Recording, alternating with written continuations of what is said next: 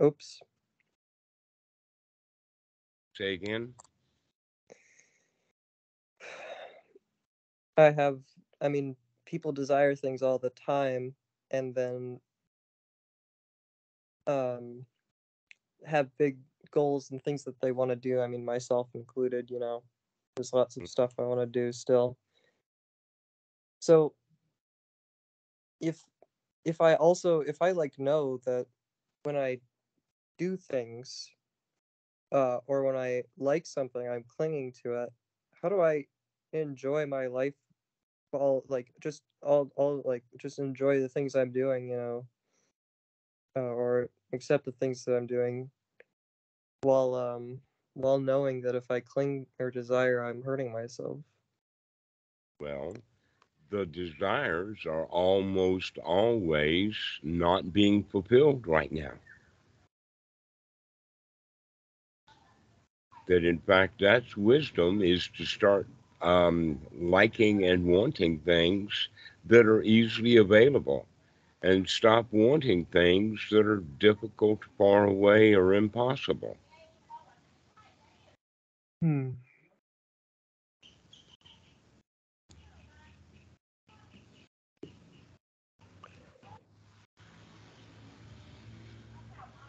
Yeah.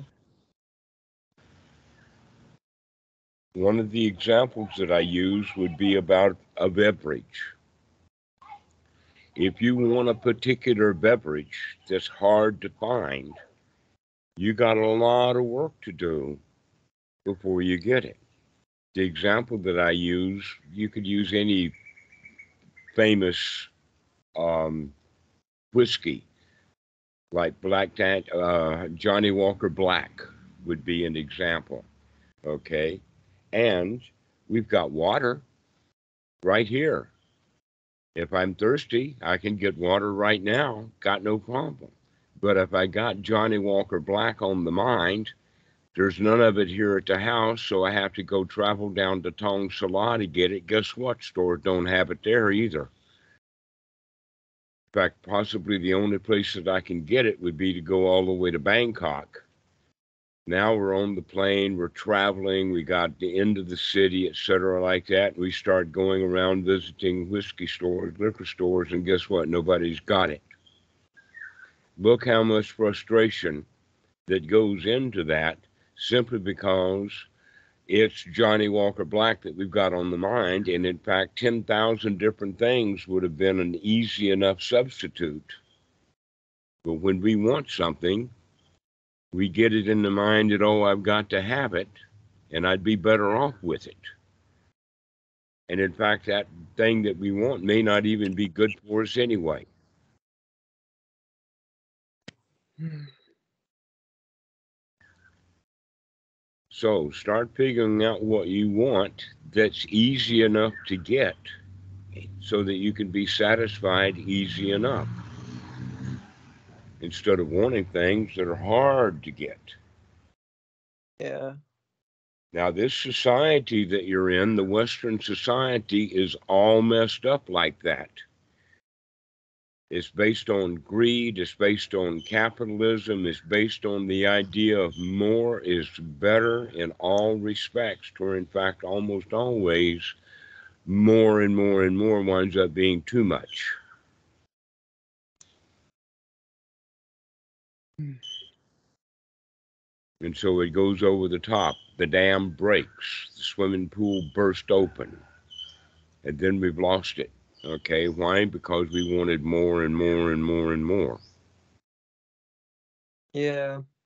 I can definitely see that a lot. I mean, I think the way that it's represented is something as simple as like food, because I've noticed that when I'm eating sugary cereal, right, it's made to be so damn like sugary that it it's like you can't eat just one bite, because they make it so that you need to have more and like then you're just never satisfied with it Hmm. because they want you to buy more. Well, um, our culture is also impressed with numbers. such that things are not enough. We're impressed by how many languages a person speaks. We're impressed with how long two people have been married. We're impressed with, let us say, $1 million is impressive, but $1 billion is more impressive, and $1 trillion is more impressive. Right? We just keep looking bigger and bigger and bigger without recognizing when ever is it going to be enough. Because the impressive keeps us driving, keeps us going. We've never gotten there. We've never arrived. Yeah. We're not at home. It's weird. I think the reason why this sutta, or why I kind of got thought about this, is like, well, I have like like a dream, or like a long-term desire, I guess, or a goal of like maybe performing music on a stage somewhere, and I'm gonna be like, that moment's gonna be like amazing, like that kind of a thing. And Guess what? This moment, if you let it, would be amazing. Why do you have to go set stuff up with a stage and a great big audience and fans and all of that kind of stuff in order to feel amazing? exactly. And would That's why when 3 I sit fans down. do, or would 5 fans be better? How about 50 fans? Maybe 5,000 fans? Okay, look at those numbers go up and we get more. But what about your amazing feeling? Would 50 people make you feel amazed? How about 500 people? How about 5,000 people at your concert to make you feel amazed? How about 50,000 people at your concert? The amazement doesn't go up with the numbers. You don't feel 10 times amazed.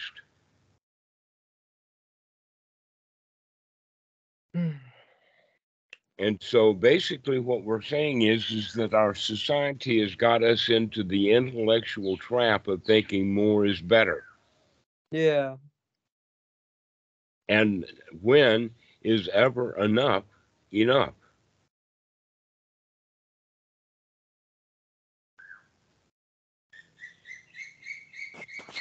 I mean, can't this moment be enough? This is a good enough moment.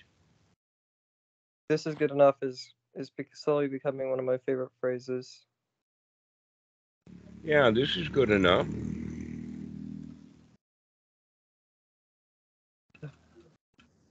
Why should we ask for anything more? Well, we're in the habit of doing that. That's why. We Yeah. start that habit when we're a child. We pick that habit up from the adults around us. And in fact, when you were a little kid, your mommy and your daddy both were not satisfied. They always wanted more, and you picked up on that. With the idea, oh, this is how I'm supposed to be. I'm supposed to be dissatisfied with what I've got, and I'm supposed to get more and more and more and more. Because that's what everybody around me is doing. Hmm. And then that gets entrenched, and here you are thinking about things, and everything you think about, it always has the quality of more, more, more. Yeah. When I sit down to practice, I'm trying to make it more like, well, for sure getting away from all that, because that's a whole lot of dukkha. I'm trying to like learn to let go, you know. So let go of wanting more.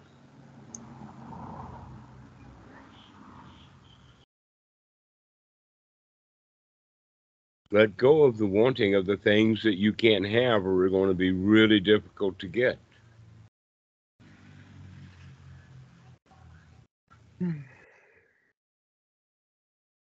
So there are millions of kids And I say kid, advisedly, let's say anybody between the age of 12 and 30.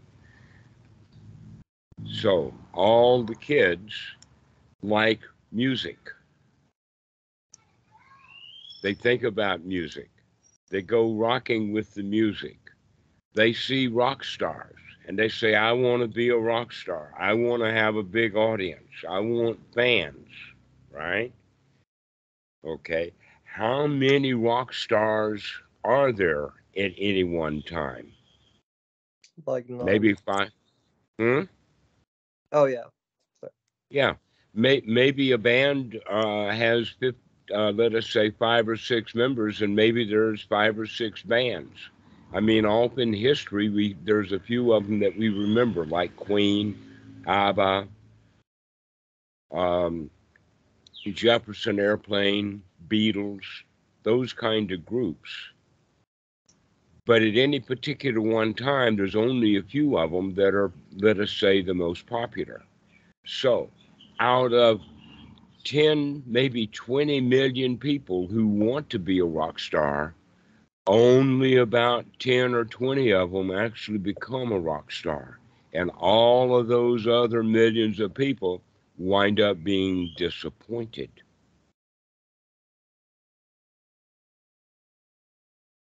So, how much success and how much disappointment is there then? That in fact, those rock stars may in fact not even be feeling satisfied. They want more.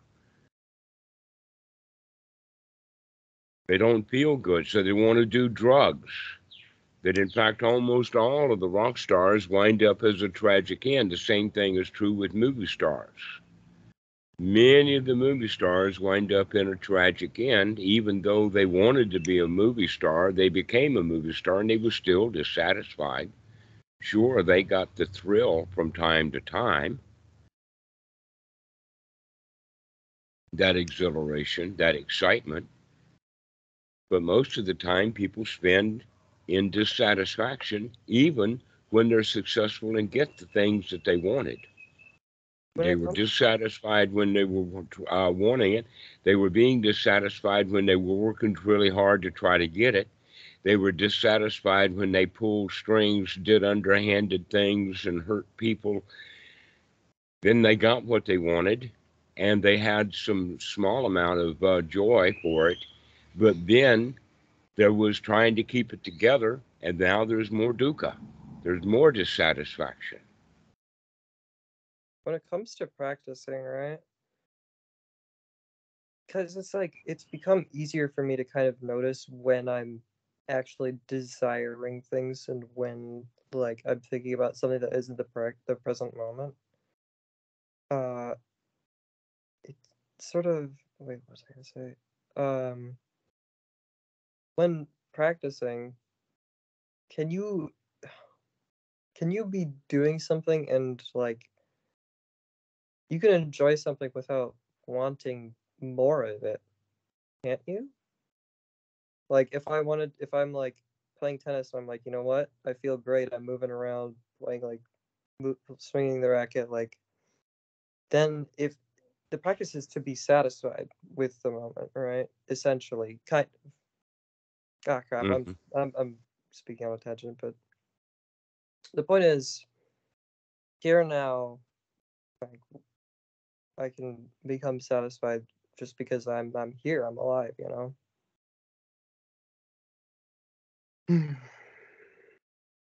Yeah, you can be satisfied even right now. All you have to do is stop thinking about the things that you want and start thinking about the things you've already got. That's true. Yeah. I do have a lot of. I mean, I have a shelter. I have a nice bed. Got everything I need right here. I've got water and food. Hmm. So this is the way that we practice, is by recognizing that we've gotten ourselves into a state of wanting something that we don't have and say, oh, never mind. Let me look at the kinds of things that I do have. Let me be satisfied right now. Yeah, spending time imagining like the life that you want is also like it's like missing. It is missing the stuff that you do have. Mm-hmm. That in fact the life that you have right now was the life that you wanted at one time and were unhappy with it. And now that you've got this life, you're still unhappy with it because you want something new for your life. Instead of giving yourself a congratulations, here you are. This is good enough.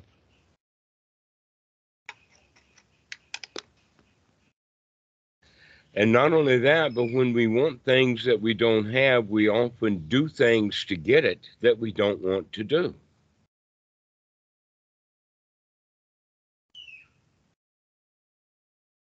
That some of the music that was, let us say, became a hit, there was a lot of work, sometimes a lot of arguments and a lot of fights about it. There's a movie about Bohemian, the name of it is Bohemian Rhapsody. It was about that song that Queen did. And it's the whole movie about being dissatisfied.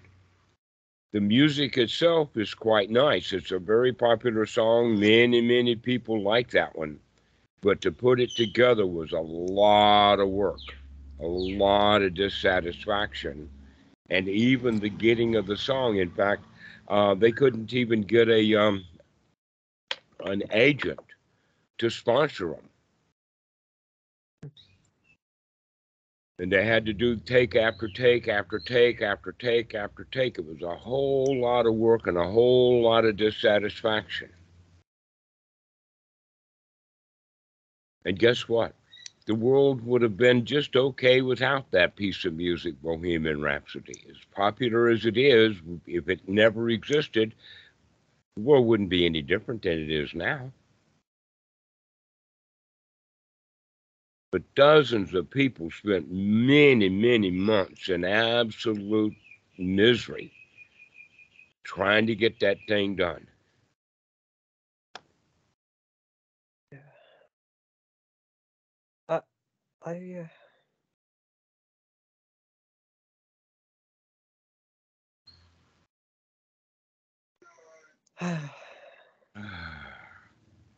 And to think that we don't have to go working so hard. That we can take things one moment at a time, one day at a time. Whatever happens, we can handle this. that's exactly the attitude that I want to have. You know, it's just Well, one cultivate it success at a time. instead of wanting it. Say, okay, I can do that right now. You have to practice being in that state, not practice wanting that state. Practicing wanting that state is just the same old thing you've been doing all along. Wanting something you don't have. Instead of saying, never mind, I'm okay right now. I can handle this moment. Yeah. Just the next like minute, just the next 5 minutes, you know. If I can feel satisfied now, then I'm there. I don't need anything else. Yeah, now is good enough. Hmm. I need No, wait. Isn't that another form of desire? I was just thinking to myself, I should be practicing like 6 times per day. Like I need to do this a lot more. But I already am doing pretty good because I've been staying around it. I just But can you, instead of making plans about doing it later, can do it you now. remember to do it right now? Yeah. And then whenever the Yep. thought pops up, I can be like, oh, well, I don't have to think about that. I could just do it now. Uh-huh. Now, the Buddha was really, really big on isolation, or maybe not isolation. He used the word that's commonly used as seclusion. That's what the word retreat is actually supposed to mean, is to go off on your own. And he recommends going to the forest, going to sitting under a tree, going to an empty hut, an empty room, Doesn't mean empty of furniture, it means empty of people. Or to a pile of straw. But the point is to get away from other people. Why is that? It's because other people are out there wanting stuff.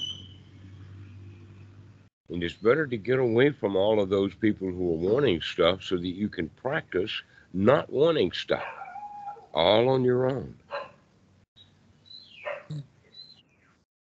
So anytime that you're alone, and actually people spend quite a lot of time alone, many people more than even than they want to. But anytime that you're alone, that's an excellent moment right then and there to just remember that it's okay to be satisfied. You can take a deep breath and says, yeah, this is okay. Right now is a whole lot better than sitting here wanting something and not getting it right now.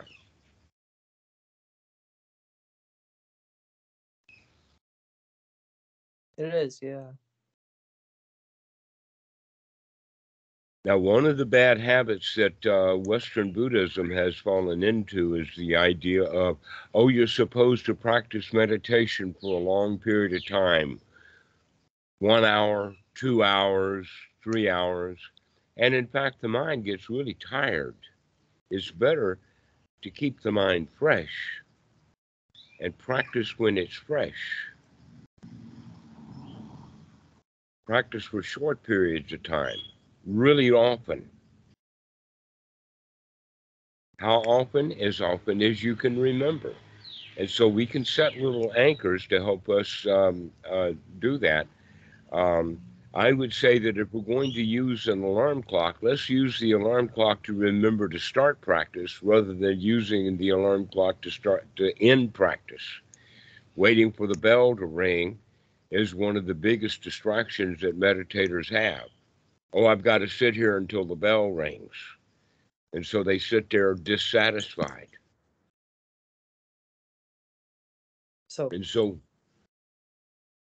when the thought, oh, I want the bell to ring, you can change that immediately. Remember, oh, I want the bell to ring means that right now is a good opportunity to really be happy right this very minute and remain happy until the bell rings. And then doesn't matter whether the bell rung or not, I can still be happy. So actually the bell becomes irrelevant. But for many Western meditators, that bell ringing is a great deal source of dukkha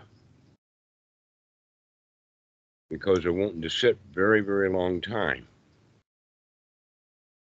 The other side of that is that when we remember to practice, that oh, I wasn't remembering to practice.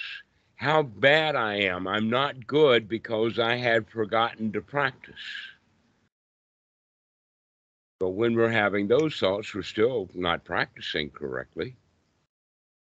The right thing to do is when you remember to practice, okay, I can practice now. Never mind what happened 10 minutes or an hour or 2 days or whatever. Right now, I can remember to be good, to feel good, to be satisfied. I've always thought of it. Let's say, yeah. One thing is, there are times when I'm like desiring. Well, I don't know if it's a desire. Yeah, it is a desire. It's sort of a desire of like wanting deeper practice, sort of like because, but it would be better to just keep. If I just keep coming back to it, like for only 5 to 10 minutes, that's a hell of a lot easier to do for me right now than it would be to try and sit and focus and feel good for like an hour. I don't know. Right. That's right. Okay. You can do reps with 2 kilograms. 2 kilograms starting. 2 kilograms, like 5 pounds, is pretty heavy. But you can do reps with 2 kilograms. But you can't do it for an hour. You can't do it for 10 minutes, but you can do it for 1 minute. So this is the way that we would practice is that short periods of time often is much better than long sessions where we wear ourselves out and get into a state of discomfort and dissatisfaction, I thinking got that we burned want out. something out of the meditation.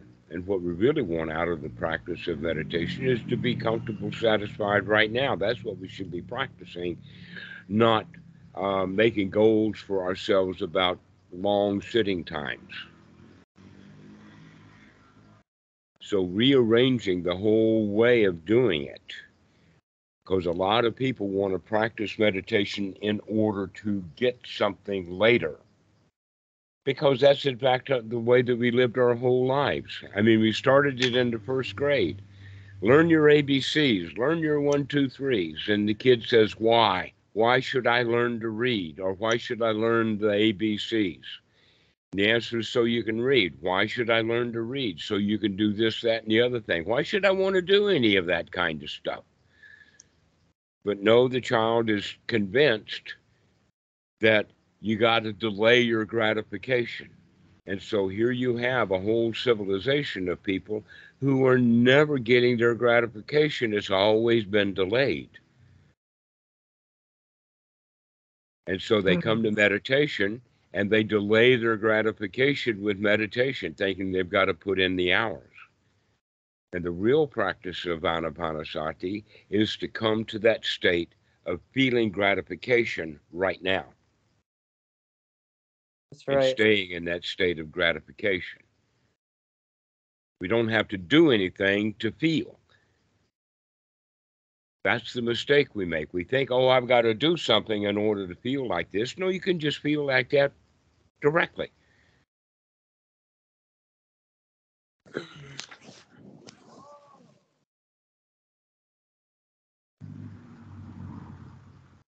Thanks. It's helpful. Takes a while to remember sometimes, but when I do, Mm-hmm. it's worth it when I can remember that I Never can be mind. satisfied. Mm-hmm. Never mind. Start again. I can be satisfied again.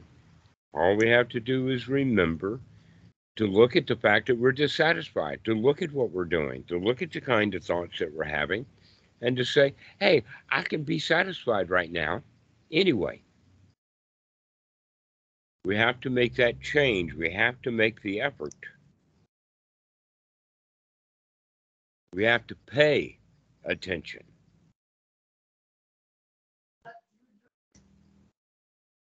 To take the right effort to say, I'm okay right now. Everything is all right now.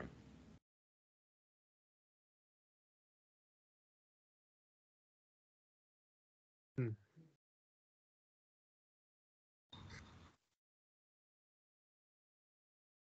Yeah. Yeah, everything's okay. Right now, everything's all right.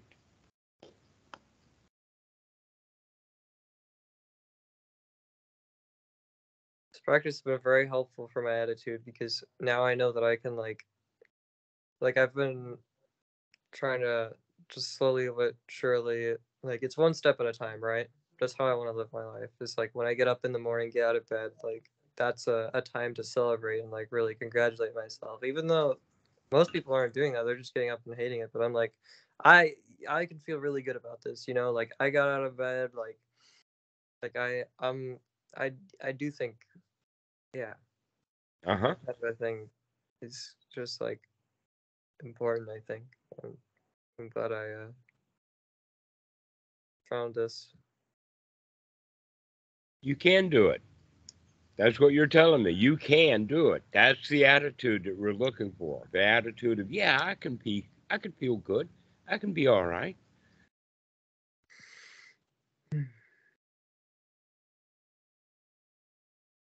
It's easy. It's Oh. actually easy, but we're not used to doing it. We're used to doing something else. And that's so why we have to keep changing back from that old pattern, that old habit of wanting things we don't have. Remember, oh, I can be satisfied right now. I don't have to be a rock star to be happy. Oh, I had that thought again. I was like, oh, I can't wait to go practice that. And then it's like, oh, wait, no, I don't really need to have that right now. You know, I'm right here in my bed. I'm fine. I'm perfectly fine. Yeah, everything right now is perfectly fine. You don't have to plan to go practice for things to be perfectly fine. They're perfectly fine already, right now.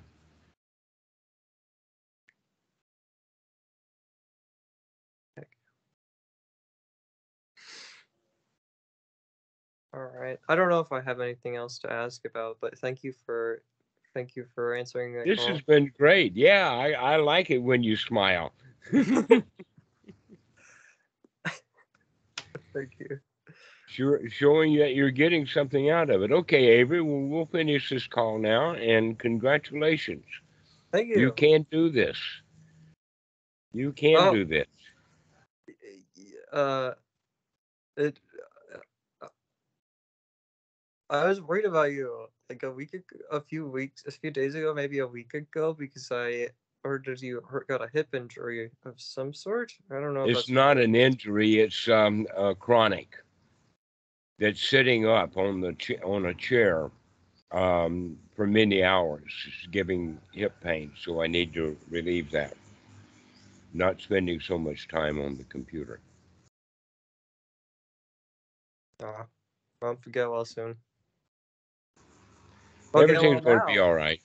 Yeah. Pardon? Oh, I was thinking, well, get well now, actually, instead of get well soon. Because, All right. well, have a great one. Okay, we'll see you later, Avery. Bye bye. Okay, bye bye.